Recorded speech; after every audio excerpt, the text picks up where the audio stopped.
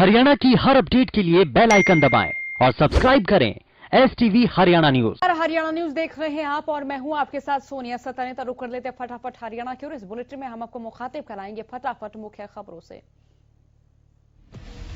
कृषि कानूनों के खिलाफ किसानों का प्रदर्शन 21वें दिन भी जारी है और आज किसानों ने एक बार फिर दिल्ली नोएडा बॉर्डर को ब्लॉक कर दिया। किसान संगठनों ने सरकार को लिखित में उत्तर देते हुए संशोधनों को ठुकरा दिया है।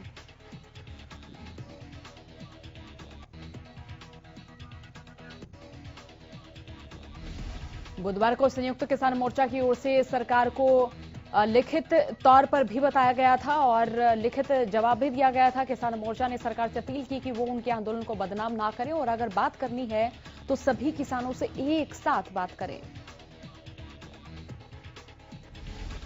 किसान संगठन आज शाम 5 बजे प्रेस कॉन्फ्रेंस करेंगे। इस दौरान वो प्रेस कॉन्फ्रेंस करके आगे की रणनीति की जानकारी देंगे। किसान लगातार कृषि कानूनों को वापस लेने की मांग पर अड़े हुए हैं। पलवल के NH-19 पर किसानों का धरना जारी है। धरने पर बैठे किसानों ने कहा कि उन्हें अब पलवल के किसानों का पूरा समर्थन मिलेगा। किसानों ने बताया कि पलवल के 52 पालों के पंचों ने पंचायत कर ये फैसला लिया है। किसानों ने कहा है कि आने वाले दिनों में KGP के MP एक्सप्रेस वे पर भी जाम लगाया जाएगा।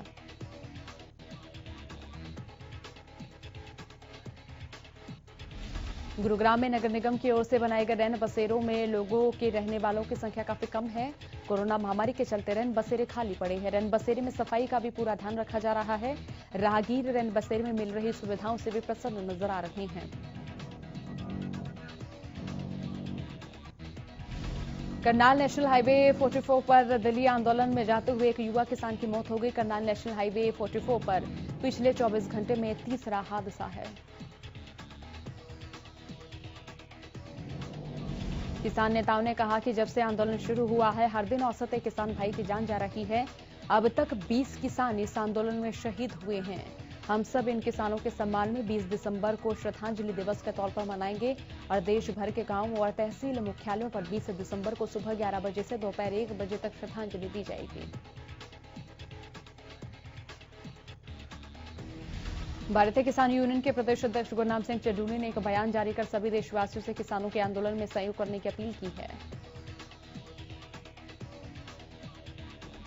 गुरनाम सिंह चड्ढूनी ने कहा कि यह आंदोलन सिर्फ किसानों का नहीं बल्कि देशवासियों का है।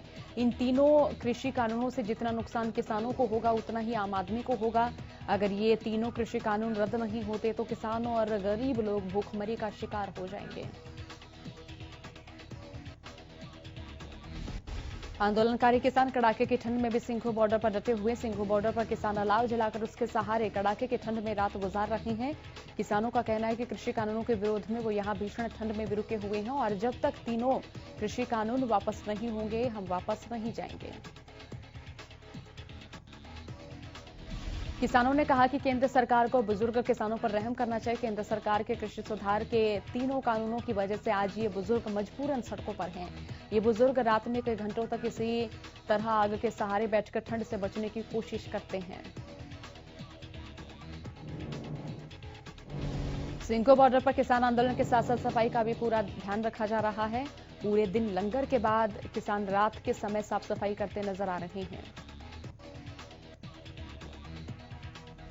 किसानों का कहना है कि देश से भ्रष्टाचार की सफाई के लिए ही वो अपने घर से इतनी दूर चलकर आए हैं और यहाँ इसे सड़क को उन्होंने अपना घर बना लिया है तो यहाँ भी साफ सफाई करना उनकी जिम्मेदारी है। किसानों ने बताया कि कूड़े को भी वे एक थैले में भरकर एक अलग जगह पर रख देते हैं और सुबह मार्केट की गाड़ी आती है और कूड़ा उठा कर ले जाती है। किसान कंवल सिंह चौहान को कनाडा से धमकी मिली है। कंवल सिंह चौहान को रात 1 बजे विदेशी नंबर से धमकी भरा फोन आया। बता दें कि कंवल सिंह चौहान ने हाल ही में कृषि मंत्री नरेंद्र तोमर से मिलकर किसान आंदोलन का समर्थन किया था।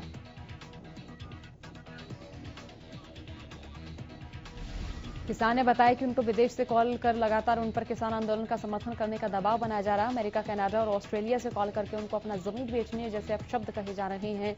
अनहोनी की आशंका के चलते उन्होंने पुलिस को शिकायत दी जिस पर पुलिस ने जांच शुरू की।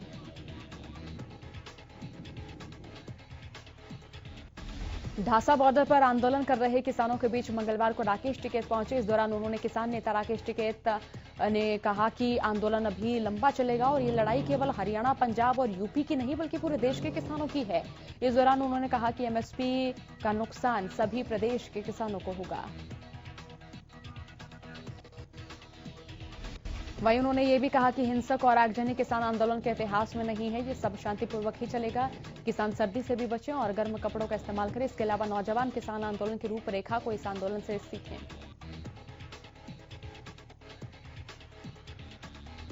किसान आंदोलन पर बोलते हुए कंवरपाल गुर्जर ने कहा कि चर्चा करने से ही बिल और कानून बनते हैं और चर्चा करने से समाधान होता है। केंद्र सरकार ने किसानों से चर्चा के लिए हमेशा दरवाजे खोले हुए हैं। कंवरपाल ने आंदोलन पर राजनीति का आरोप लगाया है। यमुनानगर के गांव खुर्दी और दामला में किसानों ने सांसद नायब सैनी का विरोध किया। इस दौरान किसानों ने सांसद के पहुंचने से पहले अंबेडकर भवन सहित चारों जगह का उद्घाटन स्वयं किया। दरअसल अंबेडकर भवन सहित 4 जगहों का सांसद नायब सैनी को उद्घाटन करना था। इस दौरान किसानों ने शिलान्यास पट पर भी पेंट लगाया। गौरतलब है कि बीजेपी नेताओं के गांव में घुसने पर किसानों ने रोक लगाई हुई है। राज्यसभा सांसद दीपेंद्र हुड्डा ने किसान आंदोलन के बहाने केंद्र और प्रदेश सरकार पर निशाना साधा। दीपेंद्र हुड्डा ने कहा कि किसान आंदोलन नफा नुकसान देखने की राजनीति का आंदोलन नहीं है। किसान शांतिप्रिय तरीके से आंदोलन कर रहे हैं। सरकार को किसानों की मांगों को सुनकर तीनों कृषि कानूनों को रद्द करना चाहिए। वहीं जेजेपी पर निशाना साधते हुए दीपेंद्र हुड्डा ने कहा कि किसान कानून को लेकर जेजेपी पूरी तरह से एक्सपोज हो चुकी है। जेजेपी कहती कुछ है और करती कुछ और ही है। एसवाईएल के मुद्दे पर बोलते दीपेंद्र हुड्डा ने कहा कि एसवाईएल पर हरियाणा के हक में फैसला आ चुका है। सरकार को किसान आंदोलन और एसवाईएल मुद्दे को एक दृष्टि से नहीं देखना चाहिए।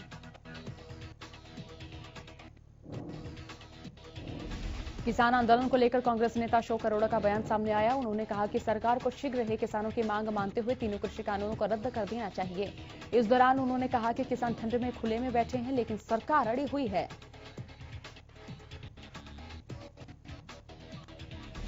तीन कृषि कानूनों के खिलाफ किसानों का धरना 21वें दिन भी जारी है। वहीं किसानों को समर्थन देने के लिए तमाम सामाजिक राजनीतिक महिला संगठन आगे आ रहे हैं। मंगलवार को जनवादी महिला संघर्ष समिति का जत्था टिकरी बॉर्डर पर किसानों को समर्थन देने ट्रैक्टर ट्रॉली में सवार होकर पहुंचा।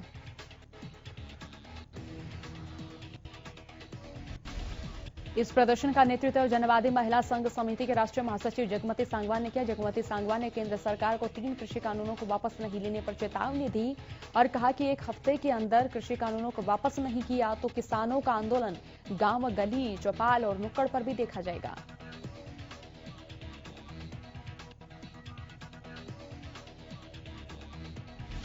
किसान आंदोलन को लेकर पानीपत के टोल प्लाजा पर मुसलमान भाइयों ने किसान भाइयों के लिए लंगर की सेवा शुरू की, जहां पर आने जाने वालों के लिए खाने पीने की व्यवस्थाएं की गई हैं। और वहीं आने जाने वाले किसानों का कहना है कि ये हमारे लिए बड़े गर्व की बात है कि मुसलमान भाई किस कदर सेवा में लगे हुए हैं। किसान आंदोलन में पंजाब, हरियाणा के किसानों का भाईचारा देखने को मिल रहा है और ये मिसाल जगह जगह देखने को मिल रही है, जहां पंजाब से आने जाने वाले किसानों के लिए नेशनल हाईवे 9 पर रोहतक के गांव खराबड़ के ग्रामीणों ने लंगर लगाया।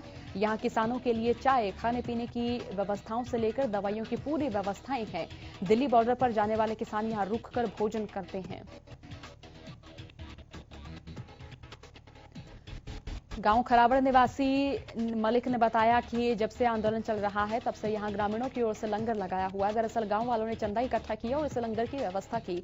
वहीं पंजाब के एक किसान ने बताया कि पंजाब से आते समय हरियाणा में किसानों के लिए लंगर की व्यवस्था की गई है। पलवल में कृषि कानूनों के विरोध में धरने पर बैठे किसानों पर रात के समय कुछ शरारती तत्वों ने पत्थर फेंके।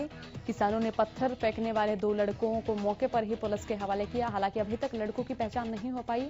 फिलहाल पुलिस मामले की जांच कर रही है।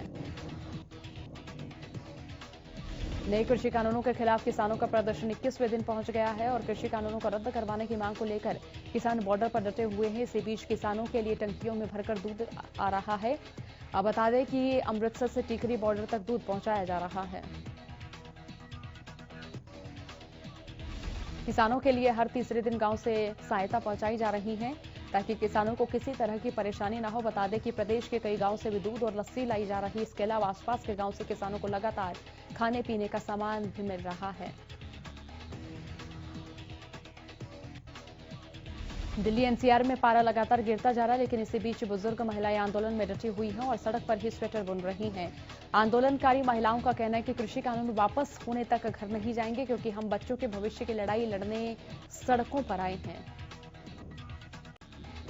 प्रदेश में कोरोना के आंकड़ों में सुधार देखा जा रहा है। पिछले 24 घंटे में 822 नए मरीजों की पुष्टि हुई। गुरुग्राम से 195, फरीदाबाद से 173 नए केस सामने आए और वहीं रोहतक से 41 और पानीपत से 43 नए कोरोना के मामले सामने आए हैं। प्रदेश में 24 घंटे में 18 मरीजों की मौत के मामले सामने। इसी के साथ अब तक कुल 2751 कोरोना मरीजों की मौत हो चुकी है। हरियाणा में अब तक कुल 2,54,207 कोरोना के केस सामने आए। इसी के साथ एक दिन में 1,680 मरीजों ने कोरोना को मात दी।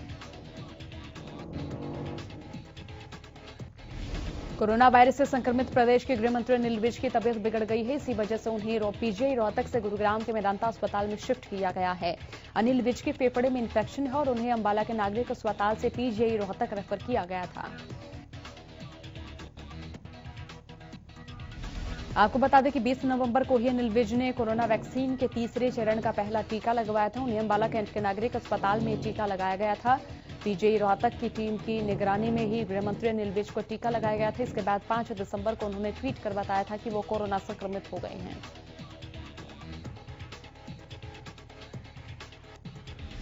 हरियाणा सरकार ने दुकानदारों और पेंशनरों को बड़ी राहत दी है। सरकार ने 1 अप्रैल से 30 जून और की अवधि दी है और हरियाणा रोडवेज के बस अड्डों पर स्थित दुकानों का पूरा किराया माफ करने का निर्णय लिया है।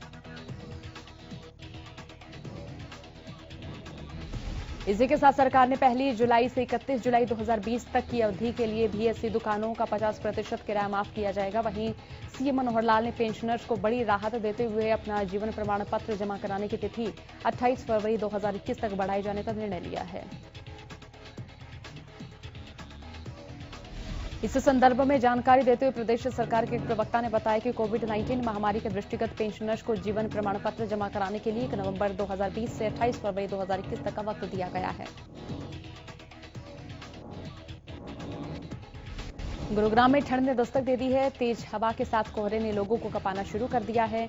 तेज हवाओं के साथ गुरुग्राम में पारा तेजी से लुढ़का है। सुबह घने कोहरे ने लोगों की परेशानियों को बढ़ाना शुरू कर दिया। मौसम वैज्ञानिकों की माने तो आने वाले समय में ठंड अपना और भी प्रचंड रूप दिखा सकती है।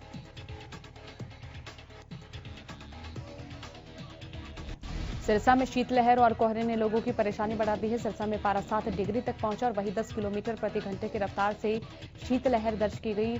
पिछले 2 दिनों में अचानक मौसम में बदलाव दर्ज किया गया। घने कोहरे के कारण विजिबिलिटी 10 मीटर तक दर्ज की गई। कोहरे के कारण वाहन चालकों को काफी परेशानी का सामना करना पड़ रहा है। विजिबिलिटी कम होने के कारण वाहनों की रफ्तार पर ब्रेक लगा।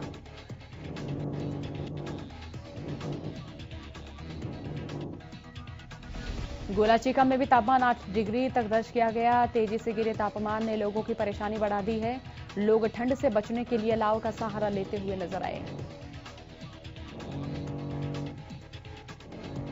जज्जर में भी ठंड के साथ साथ विजिबिलिटी कम होने पर वाहन चालकों को परेशानी का सामना करना पड़ा। वहीं स्वास्थ्य विभाग की ओर से और जिला प्रशासन की ओर से लगातार लोगों को जागरूक करने का प्रयास किया जा रहा है। ठंड से बचाव के लिए बुजुर्गों और बच्चों को खास हिदायतें दी गई हैं। रेवाड़ी में भी सीजन का पहला कोहरा देखने को मिला। वहीं मौसम वैज्ञानिकों की माने तो आने वाले वक्त में ठंड अपना और भी प्रचंड रूप दिखा सकती है। वहीं किसानों ने ठंड को फसलों के लिए लाभकारी बताया।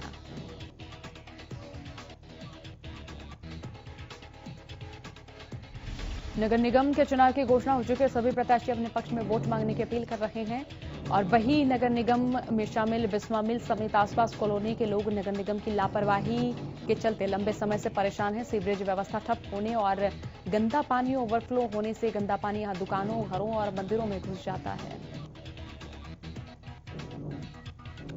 स्थानीय लोगों का कहना है कि कई अधिकारियों और नगर निगम के दरवाजे पर अर्जी लगाने के बाद भी समस्या जस की तस बनी हुई है।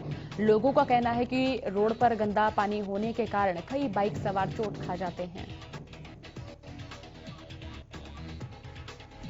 नगर निगम की ओर से होने वाली लापरवाही से परेशान होकर बिस्वा मिल मार्केट और अन्य लोगों ने नगर निगम चुनाव का बहिष्कार करने का फैसला किया। और वहीं लोगों का ये भी कहना है कि नगर निगम उनसे टैक्स की वसूली कर रहा है और हमारा कोई समाधान आज तक नहीं हुआ।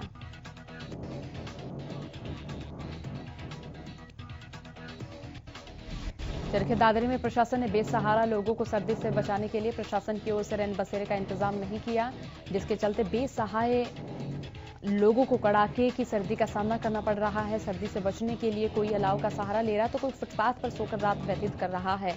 वहीं एसडीएम ने रेड क्रॉस की सहायता से रैन बसेरा खोलने का भरोसा भी दिलाया। कड़ाके की ठंड से उत्तरी भारत कंपकपा हड़कंपा देने वाली सर्दी ने जीवन दूभर कर दिया है। सबसे ज्यादा मुसीबत तो उनकी है जिनके पास रहने को घर ही नहीं। बात कलानौर की करें तो नगर पालिका कार्यालय के नजदीक बने नए रैन बसेरे की हालत खस्ता है। हरियाणा न्यूज की टीम ने रैन बसेरे का दौरा किया तो इस दौरान रैन बसेरे की हालत बद से बदतर मिली। दरवाजे के सामने मिट्टी पड़ी हुई मिली और गेट के सामने गड्ढा खुदा हुआ मिला। वहीं रैन बसेरे के अंदर कोई साफ सफाई भी नहीं मिली और ना ही सर्दी से बचने के लिए कोई चद्दर और रजाई मिली। हालत इतनी बद से बदतर मिली कि अंदर बाथरूम से लेकर वॉशरूम तक गंदगी से लबालब भरे हुए नजर आए।